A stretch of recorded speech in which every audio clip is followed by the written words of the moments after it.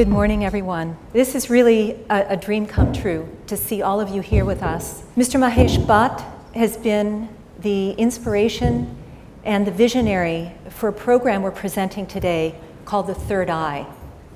And The Third Eye is modeled after Hollywood Health and Society at the University of Southern California in Los Angeles.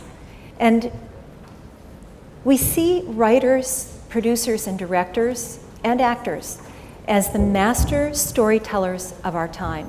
Your stories create our collective future. There's tremendous power. You transport millions of viewers every day into the worlds you create, and you entertain them, but you're also educating them at the same time. You know, the first role of the creative community is to entertain, but perhaps the second one is to address the most important issues of our time. So Hollywood Health and Society, with the Asian Center for Entertainment Education, with Vintananda and Augustine Velayeth, have joined together to serve as a free resource to the Indian film and television communities. What we do is offer expert resources, medical doctors, scientists, lawyers, human rights specialists, real people with real stories to tell. And we offer them as a free resource to the industry to help you ground your stories in real life. Now, already there are amazing stories being told. This is one of the major creative capitals of the world. But we found that if we add just a little something, and this is what we do in Hollywood, to base stories in science, in medicine, in the truth, that it makes the storytelling even more compelling. For example, one of the ways that these stories benefit viewers, I'm sure some of you have seen the show Grey's Anatomy. Over 8 million viewers learn for the first time how to prevent mother-to-child spread of HIV from a single episode of Grey's Anatomy. That episode was not created to teach anyone anything. It was created to entertain. But because the science and the medicine about HIV was based in fact, it actually did pass life-saving information while it entertained. So these stories reach the most vulnerable in our societies, as well as the best informed. And while wonderful writing, producing, and directing is already going on, we're offering some innovative solutions to make your storytelling more successful commercially and more compelling as an art. And since we started this practice in Hollywood 12 years ago, in the beginning, we worked on just a handful of stories each year. Today, we assist over 200 storylines per year. So I'd like to share a little bit of this model with you, and then we'll have a discussion with some of the leaders here. I love the quote from the famous jazz musician Charlie Mingus. He said, "Anyone can make the simple complicated, but creativity is making the complicated simple." And so the Third Eye Project is taking this complex world of science and healthcare, medicine and human rights and legal issues and making it simple and accessible as a one-stop shop for writers, producers, and directors who are telling stories about these topics. We're working in the 3 major creative capitals of the world right now. And here, Mumbai, Bollywood is the first global center that we're launching. This joint project with the Asian Center for Entertainment Education has as its mission to mainstream more provocative and socially relevant topics in television and film. First, I'd like to make one point clear, is that we're not here to tell anybody what story to tell. We're not asking people to tell any stories that are different from the ones that are already bubbling up and coming from within you. We're simply saying that if you are telling a story that touches even one small scene on a topic related to science, medicine, law, human rights, that you can come to us and say, I want to get this piece right because I know it's going to make the story sit right with viewers. So in this case, we worked on a storyline about addiction. This show, Private Practice, was one very long-running, successful show, award-winning show on ABC. It just concluded. And they came to us and said, you know, we have one of our doctors, this is a medical practice, and one of the doctors is addicted to drugs. And so we help them with this scene, it's actually a compilation of scenes, where the friends get together to do an intervention on the doctor with the addiction. Please help me for a minute. Please wait.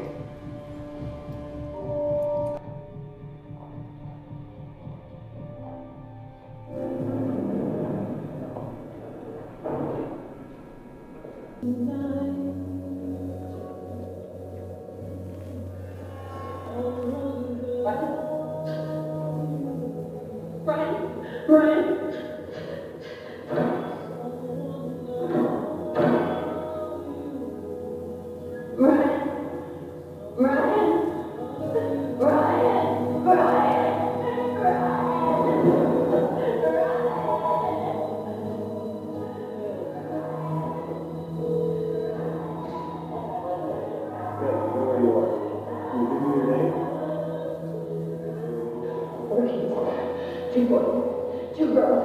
You can't tell because they think we're not going down. Brian.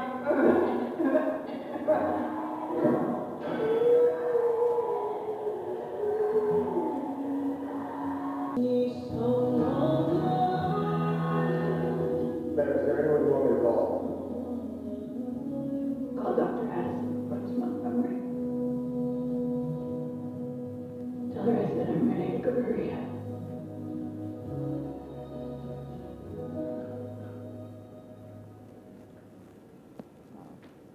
This is just one example of a health topic we addressed in a popular TV series, commercially successful show.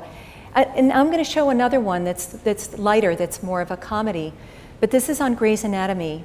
And I got a call several months ago from Harvard Medical School from two women who are experts in human genome mapping, human genetics, personal genetics.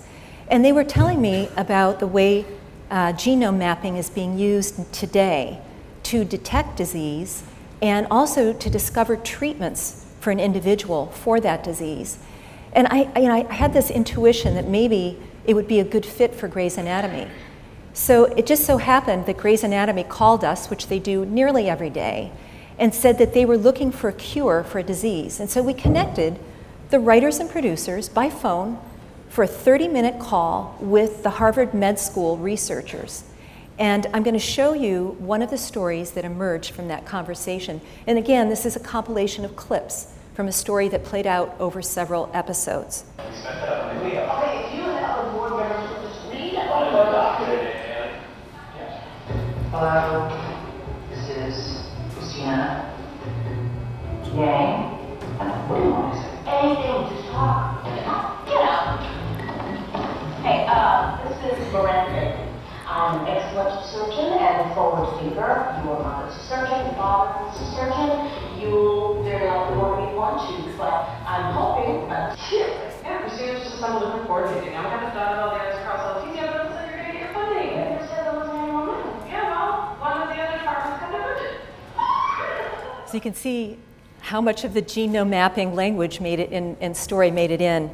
And we often provide tweets to the actors and the networks. And in this case, Dr. Miranda Bailey sent tweets to her fan base, which is huge, saying, "The world is good. Genomes, here I come.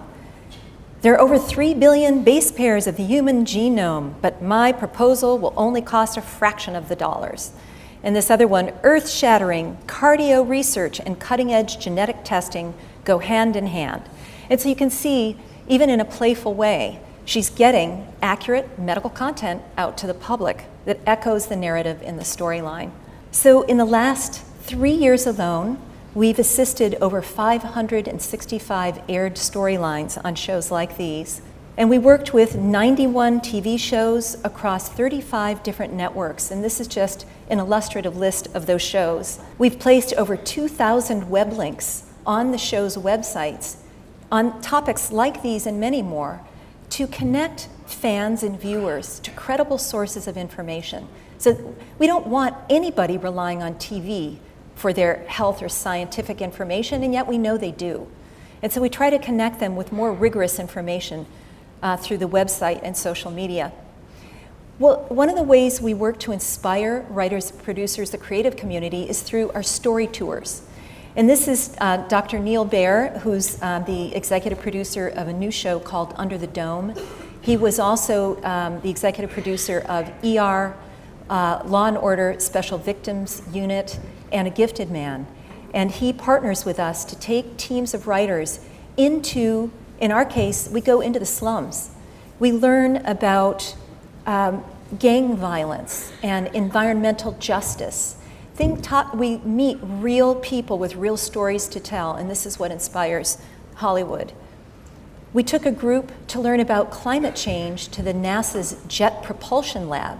This was very high tech. We met a lot of scientists, very sort of nuanced information, and the writers and producers were quite inspired. I'm sure we'll see many storylines coming as a result. And the Third Eye is getting ready to take a group of 20 writers and producers from the Indian film and television industries to Bihar, to Bodh Gaya, so that we can meet local storytellers on the ground and learn about the programs they have for women and healthcare and education. I'm going to show one more clip, and this is from 90210. And this was a storyline we consulted on. It was an 8-week story arc about breast cancer and the genetic determinants of breast cancer in young people. So let's take a look. I can't believe you're heading out to college. Last time I filled out vaccination forms for you, I think it was for summer camp. Yeah, good. Guess that means you're all thrown up. Which means we should probably talk about your family medical history. Do you want to talk about it now? We do. Let's hear how we pick out implants. Personally, I think Go there, go home. Choosing breast size is probably one of the easier parts, but you have a lot you need to decide. The good news is, once you decide what you want, you have a lot of choices. So we were interested in how a storyline of 8 weeks impacted young people. So we did research. We did a pre-test a week before the story aired on television to interview women about their knowledge, attitudes, and behavior around breast cancer. And then we did a post-test within a week after the story aired. And these are some of the findings. We found that over 11% of viewers scheduled a doctor's appointment to talk about their breast cancer risk after seeing the show. That 13% of women talked to a woman they knew about the BRCA gene test. 16% searched for additional information about breast cancer online. And over 9% watched the next episode in the story arc because they were so interested in the topic. So you can see this is not necessarily about educating people, and yet when the medicine's accurate, it does. And it engages people and it makes the shows more successful commercially because people keep coming back. I told you that was the last clip. I'm going to show you one. This is maybe 30 seconds because I want to show the impact results. This was a very short, this was a storyline on organ transplantation. And what's interesting is the story creators actually built almost like an announcement into the show itself. They show the driver's license and they talk about how to become an organ donor. So let's take a look.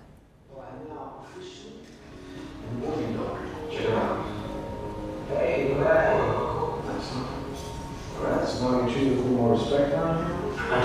You know, if more people took that simple step, can you imagine the ramifications of basic economic theory? Black market survive, shortage of regulated commodities. that's right. Increase the supply of black market disappears. There's no extra application in case of more. Well, that's all right. I already got my sticker.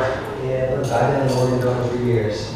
Yeah, me too. So again, on the research, we consulted on storylines on 4 shows that had to do with organ transplantation. This one, Numbers, CSI New York, House MD, and Grey's Anatomy. And then we did the pre and post test research. And what we found is that across all 4 of these shows, that there was significant increase in knowledge about how one becomes an organ donor. That's at the top of this graph. At the bottom, we're looking at action.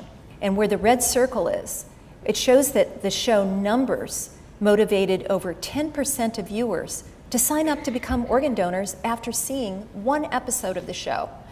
And the other shows actually had increases as well. So we know that, like it or not, people are learning from TV, and like it or not, people are taking action on what they're seeing on screen.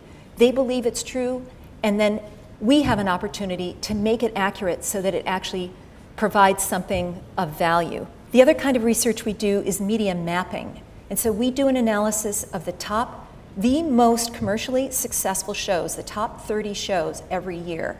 And we have coders, they're graduate students at the university who we train to watch every single episode. In this case, we analyzed 889 storylines over the span of 3 years. And they code for every health topic, every climate change topic, every topic of social value.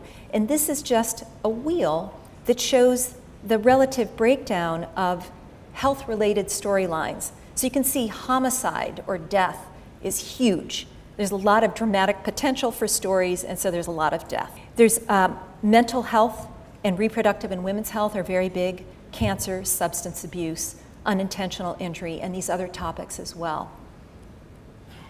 We also have an annual awards ceremony, the Sentinel for Health Awards, and it's just one way that we acknowledge these exemplary TV health storylines every year. So we know creativity takes courage, and every person in this room is courageous. You wouldn't be here today if you weren't. And so we're inviting you to take this journey with us and to participate in launching the Third Eye with ACEE here in Mumbai and in Delhi, so that we can serve as a free resource to all of those of you in the room who are creating storylines for television and movies, just as we do in Hollywood. We're going to start the second part of our event today. I'd like to start by telling a little story. Just 2 years ago, I came to India with a group of Hollywood writers and producers, and we came really on a research trip for inspiration for story ideas. And we thought, well, while we're in Mumbai, we'd love to have an exchange, a conversation with Indian cinema and television writers and producers. So we had a panel. Maybe some of you were there. And we had a conversation that was so inspiring to us. And in the course of that conversation, we talked about the work of Hollywood Health and Society. Before I came here, I had a vision that what if we took this model and offered it to the major creative capitals of the world? And of course, India was the first destination. We didn't know if there'd be interest, but we know that Hollywood Health and Societies worked so well in LA that we thought maybe there would be interest here. And it was during that trip that I had the chance to meet Vinta Nanda. Vinta was on the panel, and she was a brilliant discussant that day. And she and I met. She came to the hotel, and we had a conversation afterwards. And she said, we need a resource center like this in India. And I said to her, if you could get one top industry insider and one top person from the social sector interested in leading this program, I will look for funding and we'll make it happen together. Vinta said, done. And that's exactly what she did. She brought Augustine Goliath, her partner, and our partner here. And the two of them contacted me. We stayed in touch over the course of 2 years. They tossed the ball back to me. Then it was up to me to find some funding to get the center going here. Well, it took me 2.5 years. It wasn't so easy, but finally it came. And together we've been able to create a resource that we hope you will begin to use. One of the things that I wanted to share is that what you're doing is amazing. Your work impacts the entire world. We're not here, these are your projects. We're simply offering you a tool. It's a tool for your toolbox. You already have a rich toolbox that enables you to create captivating and important stories for television and cinema. So Mahesh gave me the metaphor of the compass. So maybe the tool of the third eye that we're offering is a compass in your toolbox. The compass doesn't tell you where to go. You're already going in a direction. The compass simply lets you look at it to see what direction you're actually going in. So it'll tell you, you're going north. If that's the way you want to continue going, do it. We're not here to tell you to change your stories or to tell a different kind of story. No, keep telling exactly the important stories that you're pulling out of your hearts that are so compelling to you that you want to make them available to everybody. We're just saying, here's a new tool. So use us. Use the third eye as a resource. Let it be your free research arm. Instead of paying somebody to do research for you, you can access the third eye. I'll tell you, in Hollywood, we work with, as I said, all these shows, over 90 shows in the last few years. We hold so many secrets about what story is going to air next week, what actor is going to appear, what topic. We have information. We have never, ever had a leak in 12 years. No leaks. It's private. And so we offer you that confidentiality in your research questions. How would you help the scriptwriter to visually shape the story according to the thesis? Like suppose someone is blind. How would you explain, how would you help us to show it on the screen? Because it's a visual medium. Okay, so let me see if I can explain this. I can't really see you, so I'm going to stand. Okay. Let me give you a real-life example of the way the third eye at Hollywood Health and Society operate. We got a call about a character with a disability. In this case, it wasn't blindness. It was, in this case, he was in an accident and he becomes paralyzed. We get an email first, an email or phone call saying, I need to talk to somebody about developing this character. So what did we do? We actually, in this case, took the actor to a physical therapy setting that works with people who are paralyzed. We help the character learn how to move in a wheelchair. We help the character understand the limitations and abilities of the body. And we actually paired this actor with a real person who was a wheelchair athlete to train the actor so that on screen, the story would be accurate. And in fact, the story was so successful, and this character went on for more than 2 seasons. They developed a very close relationship with the actual person in the wheelchair, that they gave him a cameo appearance on the show. He was such an amazing guy, and they were so sort of grateful to him. And so it's really about pairing you with reality. You know, we had another setting where there was a prostate cancer storyline, and the writers and producers said, you know, we want you to take us to a cancer treatment setting. Take us in there. We want to meet people, talk to them, see what they do in the waiting room. What does it look like when they are taking chemotherapy? What do they talk about? Do they have a love life? If somebody's facing, you know, a short lifespan, do they actually still fall in love? What happens? And so we'll go right into the setting and talk to real people. This is the kind of thing the third eye can do